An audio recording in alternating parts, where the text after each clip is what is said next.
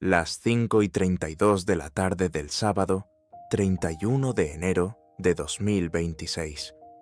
Nancy Guthrie toma un Uber desde su casa en North Camino Escalante hasta la casa de Annie y Tommaso, a 10 minutos de distancia. Van a cenar y a jugar. Una noche de sábado normal en el tipo de familia que cena junta los sábados y juega después de comer. Las 9:48 de la noche. Nancy llega a su casa. El portón del garaje se abre. Las 9:50. El portón del garaje se cierra. Y con ese portón cerrado, con Nancy adentro y la familia afuera, comenzaron las 4 horas más importantes de este caso. Las 4 horas entre las 9:50 y la 1:47 de la madrugada del 1 de febrero, cuando el sospechoso llegó a desconectar la cámara del timbre.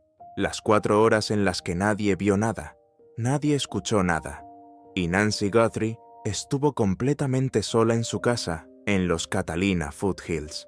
Esas 4 horas son el corazón de todo lo que la investigación lleva 34 días intentando reconstruir.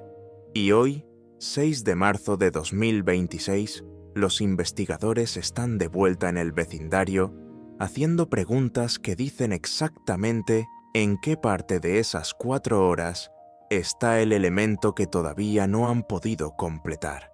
El FBI y los detectives del sheriff regresaron al vecindario de Nancy el 6 de marzo, preguntando a los residentes sobre algo específico, no sobre vehículos, no sobre personas caminando a pie, sobre interrupciones de Internet la noche del 31 de enero. Si alguien notó que su conexión falló, si alguna cámara Ring dejó de grabar en algún momento de esa noche, si algún dispositivo conectado a la red del vecindario mostró un comportamiento anómalo en las horas entre las 9:50 y las 2:12 de la madrugada.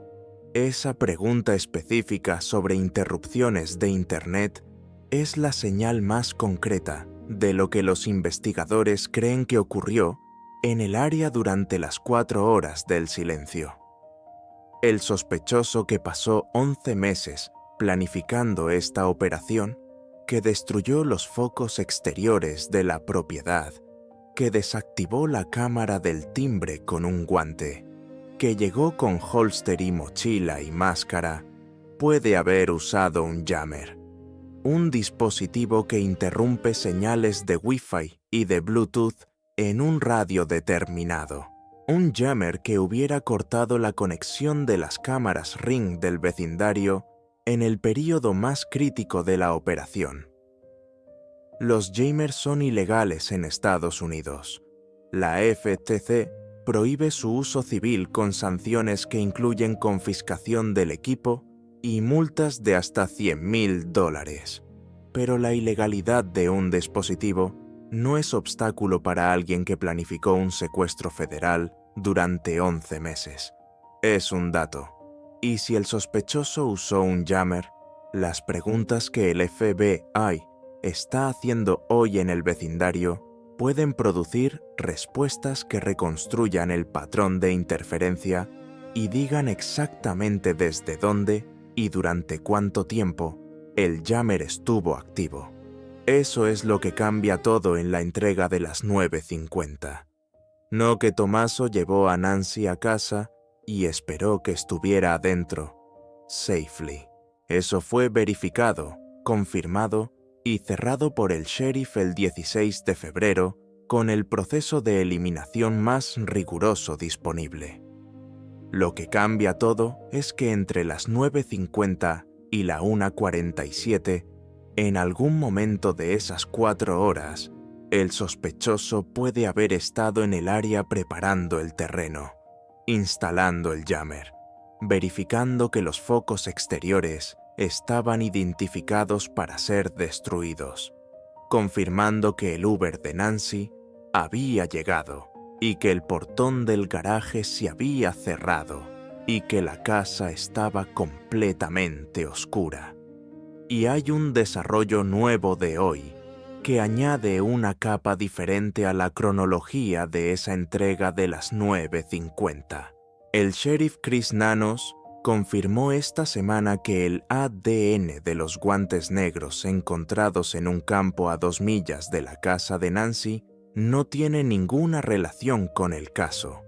Los guantes que durante semanas fueron presentados como uno de los elementos de evidencia más prometedores que el sheriff envió a un laboratorio privado en Florida el 12 de febrero, que llegaron al laboratorio el 13 de febrero para análisis, producieron un resultado que Nanos describió con estas palabras exactas en KVOA. Dijo: "El dueño del guante lo encontramos trabajando en un restaurante al otro lado de la calle. No tiene nada que ver con el caso. Un trabajador de restaurante.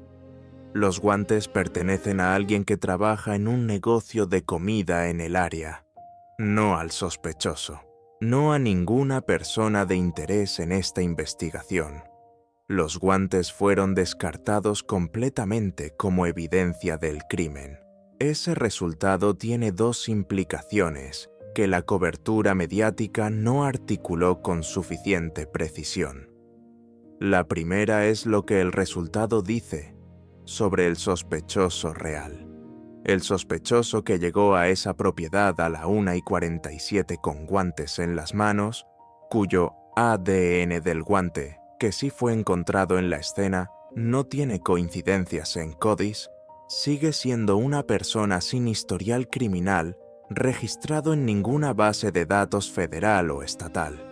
Los guantes del restaurante no son los guantes del sospechoso. Los guantes del sospechoso son los que estaban en la escena. Y esos guantes siguen sin producir un nombre. La segunda implicación es lo que el resultado dice sobre el proceso de la investigación. El sheriff supo desde el primer momento que los guantes del campo probablemente no eran del sospechoso. Dijo en las declaraciones de la semana pasada que creían desde ese momento que esos guantes pertenecían a un restaurante. Los enviaron al laboratorio de todas formas, los analizaron de todas formas y confirmaron lo que ya creían. Eso dice que la investigación está siguiendo cada pista hasta su conclusión, aunque esa conclusión sea negativa, porque el proceso de eliminación de pistas falsas es parte de cómo se construye el caso contra el sospechoso real cuando el caso llega a un tribunal federal. La exagente del FBI, Jim Clemente, dijo esta semana algo sobre ese proceso, que es la evaluación más honesta disponible sobre el estado de la investigación en el día 34. Dijo que hay veces en los casos en que la ciencia simplemente no es lo que necesitas. Dijo que a veces lo que cierra un caso es la persona que sabe algo, que está mirando la cobertura, que reconoce algo en el perfil del sospechoso y que decide hacer la llamada que cambia todo. Esa llamada puede venir de cualquier persona en cualquier parte del país. Alguien que conoce a un hombre con bigote negro que faltó al trabajo durante los días alrededor del 1 de febrero, que limpió su vehículo de manera obsesiva en los días siguientes, que cambió su apariencia o redujo su contacto social, que mencionó a Nancy Guthrie en algún contexto antes de que el caso fuera noticia nacional, que mostró signos de estrés o de culpa que las personas a su alrededor notaron sin saber cómo nombrar. El FBI regresó al vecindario el 6 de marzo. 4 detectives, un sargento, agentes del FBI, preguntando sobre interrupciones de Internet, revisando si alguna cámara Ring del área dejó de grabar durante esas 4 horas de silencio entre las 9:50 y la 1:47, buscando el patrón de interferencia que puede decir exactamente desde dónde operó el jammer si el sospechoso usó uno. La entrega de las 9:50 fue la última imagen verificada de Nancy Guthrie con vida. El portón del garaje se cerró. La casa quedó oscura. Y 4 horas después, el sospechoso llegó con el plan que había preparado durante 11 meses. Hoy, el FBI está en el vecindario preguntando qué pasó en esas 4 horas, preguntando sobre interrupciones de Internet, preguntando si alguien vio algo entre las 9:50 y la 1:47 que no reportó porque no supo que era relevante. Y la persona que sabe algo sobre el sospechoso real, sobre el hombre con bigote negro y posible marca en la muñeca derecha que planificó esta operación durante 11 meses, tiene en su poder una llamada que ninguna pregunta sobre interrupciones de Internet puede reemplazar. El número del FBI es 1800CALLFBI. La recompensa supera el $1.300.000 en efectivo, completamente anónima. El FBI está en el vecindario ahora mismo. El sheriff dice que están definitivamente más cerca. La entrega de las 9:50 fue el comienzo. El jammer puede ser el dato que conecte todo lo que vino después. Y la llamada al 1800CALLFBI puede ser lo que cambia todo en el día 34.